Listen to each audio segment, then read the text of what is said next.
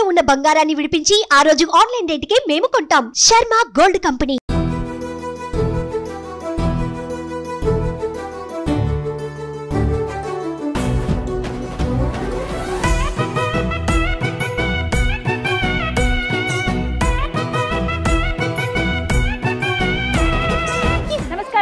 Welcome to Suman TV. నేను గీతాంజలి. ప్రస్తుతం నేను కాణిపాకంలో ఉన్నాను. స్వయంభూ శ్రీ వరసిద్ధి వినాయక స్వామివారి అన్నప్రసాద సముదాయం ఇదే. ప్రతినిత్యం వేల మంది భక్తులు ఇక్కడ స్వామివారి ప్రసాదాన్ని స్వీకరించి వెళుతూ ఉంటారు. ఇక ఆలస్యం ఎందుకు, మనం కూడా వెళ్ళి ఆ స్వామివారి ప్రసాదాన్ని స్వీకరిద్దాం రండి.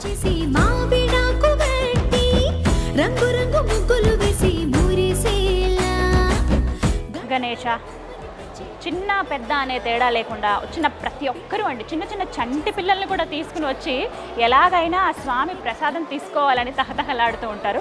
అందులో భాగంగానే పెద్ద భవనాన్ని ఇక్కడ మనం చూస్తాం. ఇక్కడ ఎంతోమంది భక్తులు ప్రతి నిత్యం స్వామివారి ప్రసాదాన్ని తీసుకుంటారు. ఎలుక మీద వస్తున్నాడు గణనాథుడు, మూషిక వాహనమెక్కిన మాలంబోదరుడు. అరే ఎలుక మీద వస్తున్నాడు గణనాథుడు, మూషిక వాహనమెక్కిన మాల. ఓం గం గణాధిపతే నమః. ఓం విఘ్నేశ్వరాయ. స్వామివారి అన్నప్రసాదం ఎంతో అదృష్టం భాగ్యం ఉంటే కానీ ఆ స్వామి ప్రసాదాన్ని మనం స్వీకరించలేము అని అంటారండి. చక్కగా రాగానే ఇలా అరిటాకు వేసి అందులో ప్రసాదాన్ని అందించారు. 4 రకాల వెరైటీలు ఖచ్చితంగా ఉంటాయి. ప్రత్యేకించి చెప్పాలి ఒక మాట, 11:30కి ప్రారంభమైతే 4 గంటల వరకు నిర్విరామంగా నిరాటంకంగా అలా అన్నప్రసాద వితరణ జరుగుతూనే ఉంటుందండి. చూసారా ఎంతమంది భక్తులు ఇప్పటికీ తింటున్నారో. మీకు ఒక విషయం చెప్పాలి, ఇప్పుడు సమయం దగ్గర 4 అవుతోంది. ఇంకా ఇది ఇక్కడతో క్లోజ్ అవుతుందన్నమాట. అయినా కూడా ఇంకా వస్తూనే ఉన్నారు, భోజనం చేస్తూనే ఉన్నారు. ముందుగా ప్రసాదాన్ని తీసుకుంటాను, మిగతా విషయాలు మాట్లాడతాను.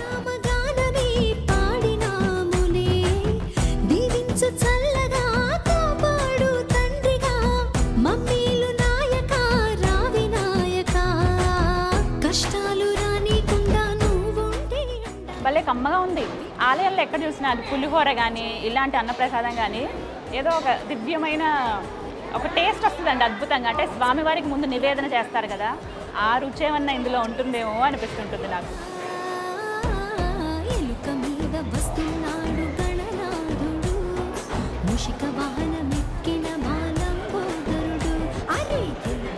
కాణిపాకం అండి స్వయంభూ స్వామి కదా. జీవితంలో మనం ఒక్కసారైనా ఆయన దర్శించుకుంటే చాలు. మనకి జీవితంలో ఉన్నటువంటి ఆటంకాలు, మన నిత్య జీవితంలో మనం ఎదుర్కొనేటువంటి ఆటంకాలు ఏమున్నా కూడా ఆయన వాటిని తీసేస్తాడు అని చెప్తారండి. ప్రత్యేకించి ఏమైనా కోరిక కోరుకుంటే ఖచ్చితంగా అవి సిద్ధింపజేస్తాడట. అందుకే వరసిద్ధి వినాయక స్వామి అని అంటారు ఈ కాణిపాక గణపతిని.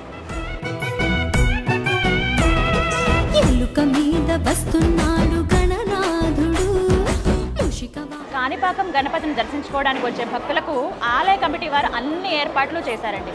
ప్రధానంగా మార్గాలు కూడా చాలా సుగమంగా ఉంటాయి. ఫ్లైట్లో రావచ్చు అంత వెచ్చించగలిగిన వాళ్ళు, ట్రైన్లో రావచ్చు, అలాగే బస్సులో రావచ్చు. రోడ్డు మార్గం కూడా చాలా బాగుంటుంది. తిరుపతి నుంచి చాలామంది ఇక్కడికే వస్తూ ఉంటారు, లేదంటే చిత్తూరు నుంచి కూడా వచ్చేవాళ్ళు ఉంటారు. సాధారణంగా తిరుపతి దర్శనానికి వచ్చినప్పుడు ఖచ్చితంగా వినాయకుడిని దర్శించుకునే వెళ్తూ ఉంటారు కదా. ఇంకొంతమంది అయితే అరుణాచలం వెళ్ళేటప్పుడు ఆ ట్రిప్లో భాగంగా ఇక్కడ గణపతిని కూడా ముందుగా దర్శించి ఆ తర్వాత అరుణాచలేశ్వరుని అంటే వారి తండ్రి గారిని దర్శించుకుంటారనమాట. అలాగే ఇక్కడ ఇంకొక విషయం అండి, ఎవరైతే భక్తులు వస్తారో వాళ్ళకి ఇక్కడ కాటేజెస్ ఉన్నాయి, ఫ్రీ దర్శనం ఉంటుంది. వెచ్చించగలిగిన వాళ్ళకి 150 రూపాయల నుంచి చూసుకుంటే కనుక వివిధ అభిషేకాలు కావచ్చు, వాటికి టికెట్ పెట్టి మనం డబ్బులు పెట్టి కొనుక్కుని దర్శనానికి వెళ్ళొచ్చు, అభిషేకాలు చేయించుకోవచ్చు, హోమాలు చేయించుకోవచ్చు, ఎన్నో రకాలుగా ఆ స్వామిని దర్శించుకోవచ్చు. వెచ్చించలేని వాళ్ళు ఎవరైతే పేదలు, మేము అంత ఖర్చు పెట్టలేమండి కానీ స్వామిని చూడాలనుకున్నాం అనే వాళ్ళకి కొన్ని కాటేజెస్ దాకా కాకుండా ఫ్రీ హాల్స్ ఉన్నాయి, అక్కడ వాళ్ళు ఉండొచ్చు. ఫోన్లు, లగేజ్ అంతా కూడా అక్కడే ఫ్రీగా పెట్టేసుకోవచ్చు. దానికి ఎలాంటి డబ్బులు కట్టాల్సిన అవసరం లేదు. ప్రత్యేకించి చెప్పాలి, లోపల అసలు ఎలాంటి కెమెరాస్ కానీ ఫోన్ అవి లేవు. మేము చాలా స్పెషల్ పర్మిషన్ తోటి నేను టెంపుల్ మొత్తం ఒక షూట్ చేశాను. అయితే మామూలుగా అయితే కెమెరాస్ కానీ ఏవి లోపలికి ఎలవ్ చేయరండి. అన్నీ ముందుగానే మనం వేరే దగ్గర ఇచ్చేసేయాలి, అక్కడ సబ్మిట్ చేసేసి వెళ్ళి తర్వాత మళ్ళీ అవి కలెక్ట్ చేసుకోవాలి. అన్ని ఆలయాల్లో మనం చూసేదే, ఇక్కడ కూడా అదే భద్రత కట్టుదిట్టంగా, అంటే ఆ సాంప్రదాయాలను గౌరవాన్ని కాపాడుతున్నారు. ఏమి జరగకుండా ఉండేది అనమాట. అది వాళ్ళ బాధ్యత, మనందరి బాధ్యత కూడా.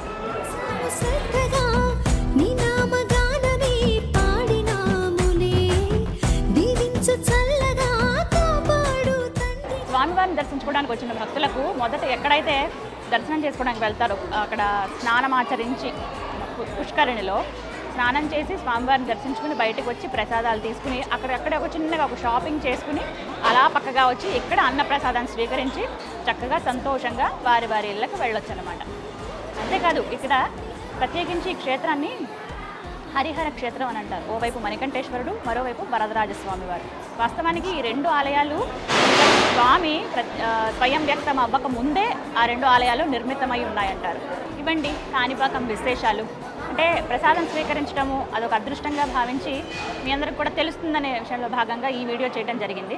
మీరు కనుక కాణిపాకం వస్తే ఖచ్చితంగా అన్నప్రసాదం స్వీకరించండి. 11:30 నుంచి 4 గంటల వరకు ప్రసాదం ఉంటుంది స్వామివారిది.